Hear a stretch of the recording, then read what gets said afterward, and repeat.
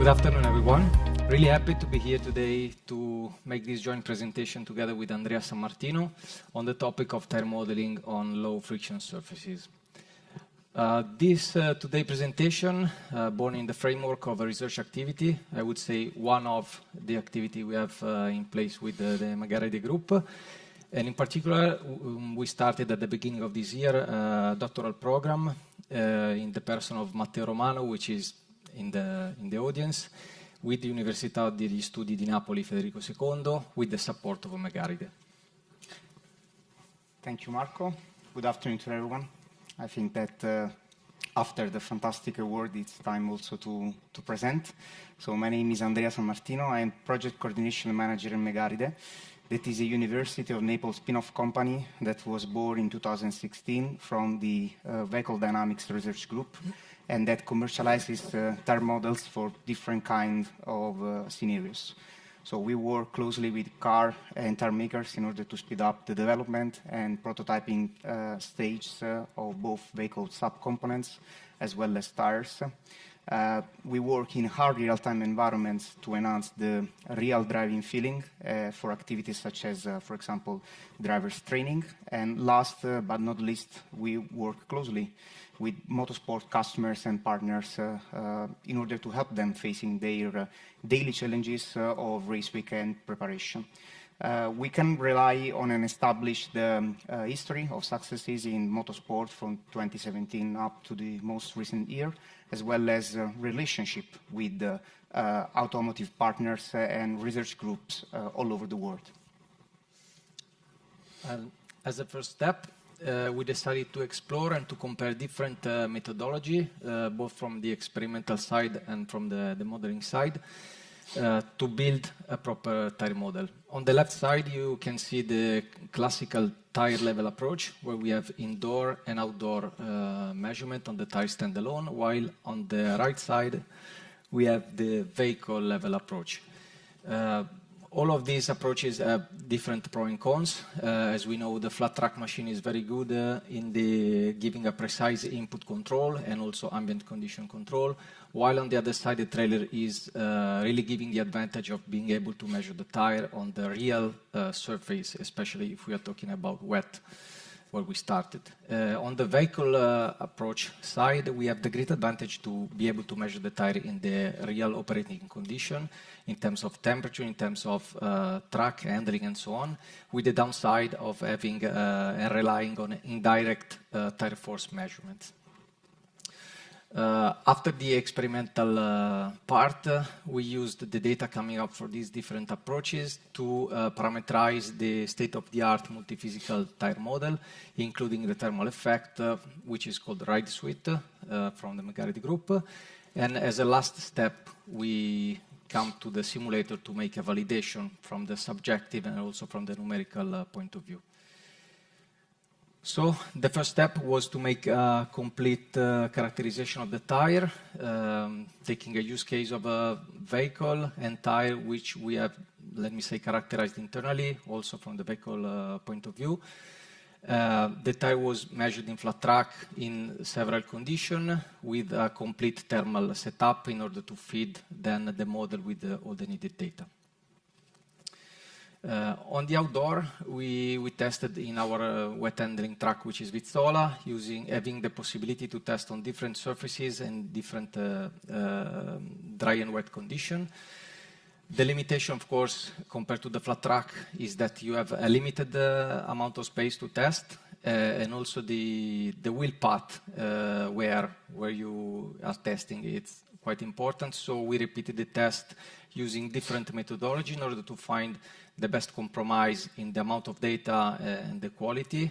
And also we try to repeat the test in order to minimize the effect of the wheel path wear, as I mentioned, which affect the grip in the end.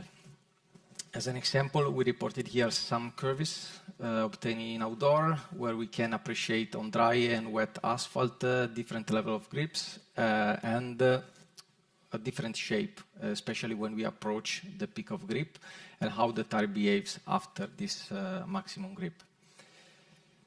On the modeling side, Yeah, the model inside, as mentioned in the previous slide, the multi-physical tire model was fully characterized. This tire model goes under the name of Ride Suite and comprises of 4 main elements, each of which is deputed to the investigation and reproduction of a specific phenomenon that can be considered as a single entity or in co-simulation with all the others. In the Ride Suite, we have a real-time tire thermal model. We have an interaction model sensitive to the temperature, the pressure, and also the wear evolution.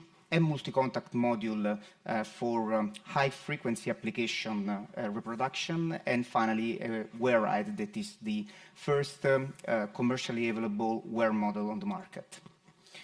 The Ride Suite modules considered for this specific application were the thermoride and the adride, the first of which was characterized by means of fast, completely non-destructive methodologies carried out on the real tire that helped us gathering information on the diffusivity properties of each radial layer in which the tire is discretized, as well as on the structural characteristic of the tire with a specific focus to the contact patch and its shape and position that play a crucial role in the evaluation of the lateral temperature distribution.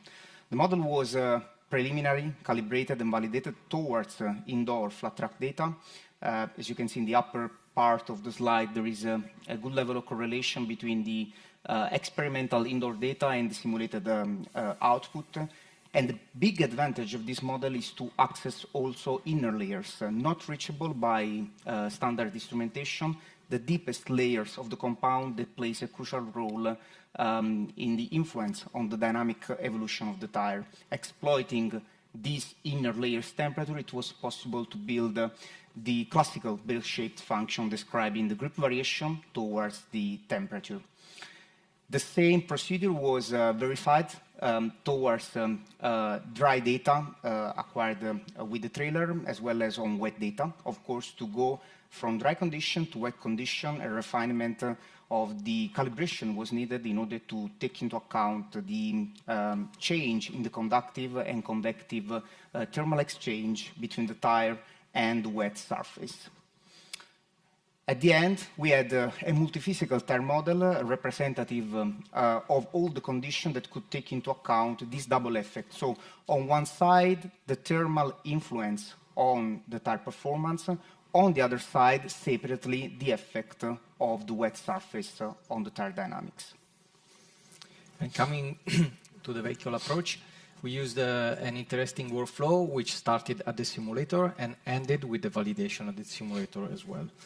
As a first step, we started with the methodology definition for the wet testing, which relied on handling laps, where we used the simulator taking the previously parameterized tire model from the trailer measurement, and we used it to feed the vehicle model and to be able to make driver training, to practice the maneuver on a specific custom track, which is Vizzola, and also to check the available track space to perform this maneuver and the needed speed, as well as to estimate the test duration.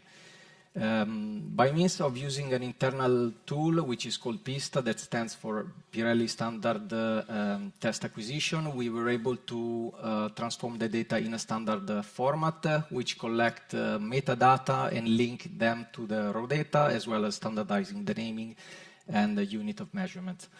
This allowed us also to post-process the data with the standard toolchain, making a preview of the data quality and to check the effectiveness of the maneuver performed and the methodology. The methodology, as I mentioned, relied on the handling laps, using different driving styles to fulfill all the GG diagram, exploring different ranges of the tire. For example, the linear range, the maximum available grip, as well as the combined behavior. As a final driving style, we also add some sliding laps in order to cover the nonlinear range after the peak of grip of the tire. When we came at the track, we performed objective maneuver as defined at the simulator in the same track with a proper outdoor measurement system, so using the standard objective toolchain made by the instrumented steering wheel, as well as IMU, GPS, and a sliding speed sensor, and the thermal setup. We also add some payload in order to repeat the same methodology with different vehicle condition. And again, we used Pista to translate the data in the same way we have done at the simulator. The methodology used for this outdoor scenario is called TRIC, that stands for Tire Road Interaction Characterization and Knowledge, and is a methodology developed by MegaRide that has, as a basic concept, the use of the vehicle as a moving laboratory, instrumented with standard onboard non-bulk instrumentation and performing basically the same maneuvers and the same track routine that were carried out at the simulator for the driver training.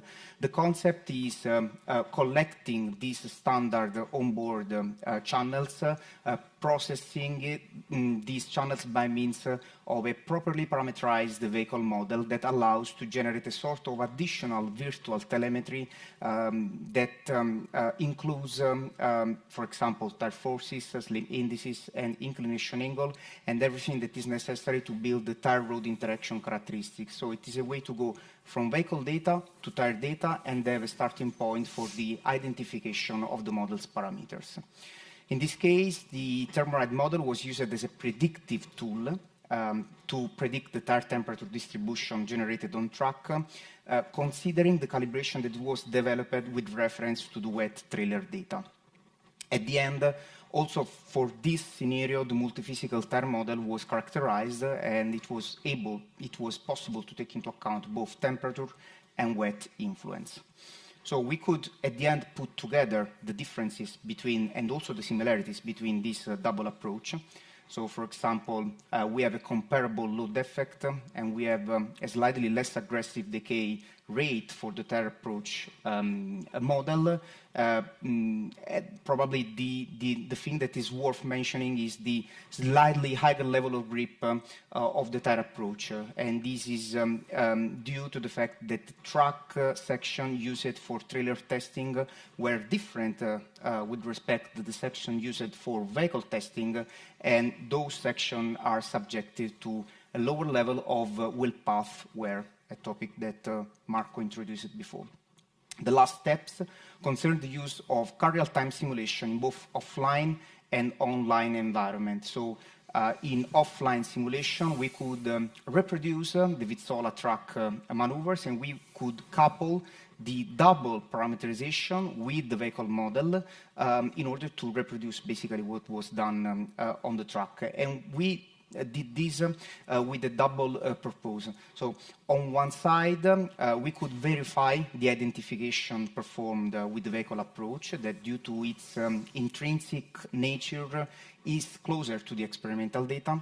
On the other side, we could slightly refine the level of grip of the tire model approach, which was slightly higher at the beginning due to the aforementioned reason. In this way, we could also avoid introducing a bias for the subjective evaluation of the driver that was, as a final stage, put in the loop, and that reported a high level of realism with both the approaches towards the experimental data. Of course, his subjective comments could be also supported by the objective metrics towards the tire forces, as you can see in this slide, with the lateral forces on the four corners, as well as on global vehicle dynamics signals, such as acceleration, steering angle, and side slip angle. Also, in this case, for the tire approach, a slightly higher level of lateral acceleration could be observed, but this is due, as observed previously, due to its intrinsic to the intrinsic origin of the tire approach parameterization. For both the applications, so offline and online, the multi-physical tire model accounting for the thermal and wet effect was taken into account. So coming to the conclusions, we can say that in the present work we have seen a comparison between two different experimental approaches to parameterize a state-of-the-art multi-physical tire model in wet tire condition. The driving simulator has been showed how we use it to train the driver even before the experimental test, shortening in this way the effective time spent on track. And in the end, we also had a nice validation phase at the driving simulator where we collect good comments from the driver, which highlighted a realistic behavior of the tires. This is not all about, because we have a lot of work to do. So in the future development, we will have this doctoral activity I already mentioned, which aim to develop a predictive tire model, which is able to include the different road conditions and as well as temperature, including some effects which are specifically related to the wetness of the surface. And I'm looking forward to see Matteo on stage maybe in the next conference. So thank you all.